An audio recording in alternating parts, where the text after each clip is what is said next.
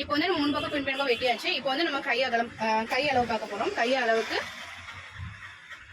இந்த துணியை நான் இப்படி மடிச்சு போட்டுக்கிறேன்.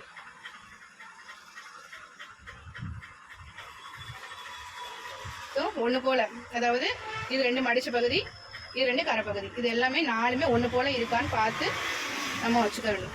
ஏன்னா நம்ம கட் பண்ணதுக்கு அப்புறம் பின்னாடி பாத்தீங்கன்னா 2 துணியில கரெக்டா இருக்கும். 2 துணிக்கு வந்து நம்ம கை வளைவும் இருக்காது, ஜாயின் பண்ற இடமும் இருக்காது. முதல்ல கரெக்டா வச்சு நம்ம எடுத்து வச்சுட்டு மடிச்ச பகுதி நம்ம பக்கம் போட்டு கரை பகுதி ஆப்போசிட் சைட்ல இருக்கும்.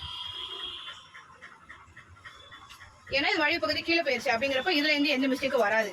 நம்ம கரை பகுதியை வந்து நேரம் அப்பப்ப நம்ம சரி பண்ணிக்க வேண்டியது. இங்க கீழே வந்து நம்மளுக்கு சேம் சைஸ்ல இல்லை அப்படின்னா, நம்ம கீழே வந்து சேம் சைஸ்ல இல்லை அப்படின்னா நம்ம ஆல்ரெடி கட் பண்ணி விட்டுக்கணும்.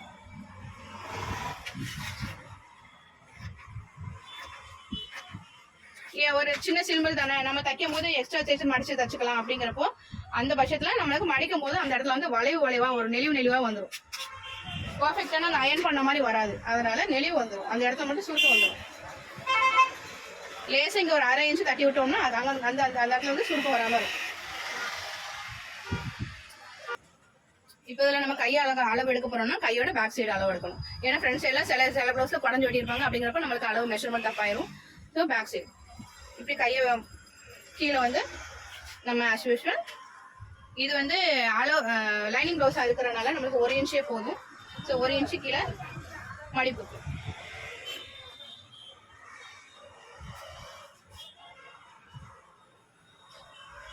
இந்த ஸ்கேல் 1 இன்ச் அளவு, அதனால 1 இன்ச் மடிப்புக்கு விட்டுட்டு இந்த விட்ட இடத்துல இருந்து மேலே எவ்வளோன்னு பார்க்க போகிறோம். பார்த்துட்டு இது நல்லா இழுத்து வச்சுக்கோங்க. ஏன்னா இதில் எந்த டாட்டும் கிடையாது, ஒன்றும் கிடையாது. அதனால கீழோட அளவு அப்படியே எடுத்துட்டு அதே மாதிரி இங்கே இப்படி இந்த கைட்டு இப்படி பிடிச்சிக்கிட்டு மேலே நம்ம டாட் போட்டுருக்கோம்ல, பாயிண்ட் பண்ணிக்கோமா, இந்த இடத்துல ஸ்டிச்சிங்கை வச்சு இந்த இதை நல்லா இப்படி ஏற்றி பிடிக்கணும். இப்படி இழுக்கக்கூடாது, இப்படி ஏற்றி இழுத்து பிடிக்கணும். இப்படி பிடிச்சோம்னா இந்த அளவு பக்கம் இந்த சைடு அளவு வந்துடும் நம்மளுக்கு. ஸோ இதுதான் நம்ம ரெடி அளவு. இது 8, இதுல இருந்து 3 இன்ச் கம்மி.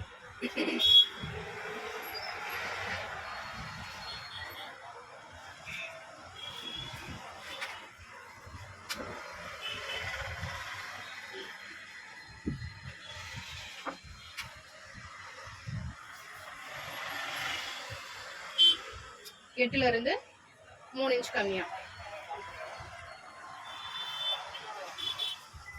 ஓகே, இப்போ இதுல வந்து அகலம் பார்க்க போறோம். அகலம் வந்து ஆல்ரெடி நான் சொல்லியிருக்கேன், மேல இருந்து கீழே 2 இன்ச் விட்டுட்டு இந்த இடத்துல இருந்து இங்க ஜாயிண்ட் எவ்வளவு இருக்கும் நம்ம பார்க்கணும். உள்ள சிலையில வந்து உள்ள வந்து திணிச்சு இருக்கும், அதனால அதெல்லாம் எடுத்து வச்சுட்டு பாருங்க. 7.75. ஸோ இங்க இருந்து இங்க 7.75. இதான் ரெடி அளவு. கீழே 6.2 வருது. ஸோ நம்ம 6 வச்சுக்குவோம், ஏன்னா இது வந்து லைனிங் ப்ளவுஸ் அப்படிங்கிறதுனால. ஓகே, நீ இதையும் ஜாயின் பண்ணுங்க.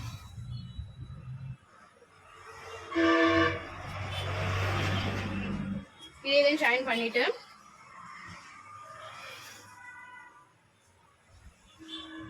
இங்க இருந்து இங்க 1.5, அதே மாதிரி இங்க இருந்து இங்க 1.5.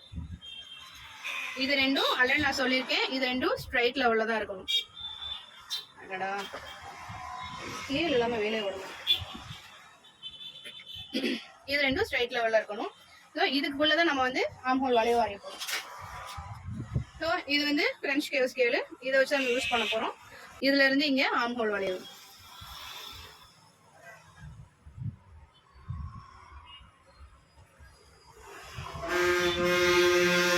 இதுல இருந்து இப்ப ஸ்ட்ரைட் பண்ணி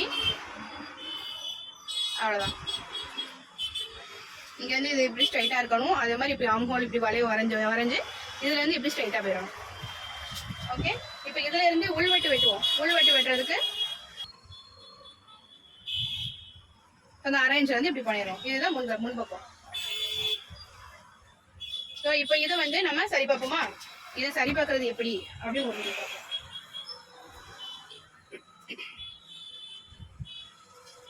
இதுல இருந்து இங்க நம்ம 1.5 இன்ச் இங்க வந்து நம்ம போட்டு கொடுப்போம். இப்போ இதுல பேக் சைடு எடுத்துட்டோம். பேக் சைடுல இந்த ஜாயின்ல இருந்து இந்த ஜாயின் கரெக்டா இருக்கா? ஓகே. அதே மாதிரி இந்த ஜாயின்ல இருந்து இந்த ஜாயின் கரெக்டா இருக்கா? ஓகே. அதுக்கப்புறம் இந்த வளைவு நம்ம ஆல்ரெடி எடுத்திருக்கோம்.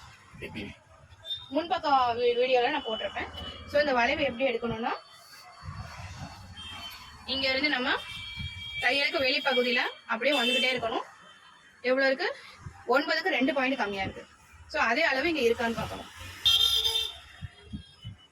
நம்ம பேக் சைடு அளவு இருக்கா, இந்த குடஞ்சு வெட்டினதுல பார்க்க கூடாது. 9க்கு 2 பாயிண்ட் கம்மியா இருக்கு. அவ்வளவுதான். இதுதான் இதோட அளவு. ஸோ இது எப்படியே கட் பண்ணிக்க.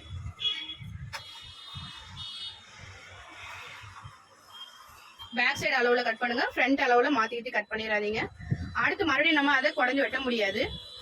அது அப்படியே தான் நம்ம தைக்கிற மாதிரி இருக்கும்.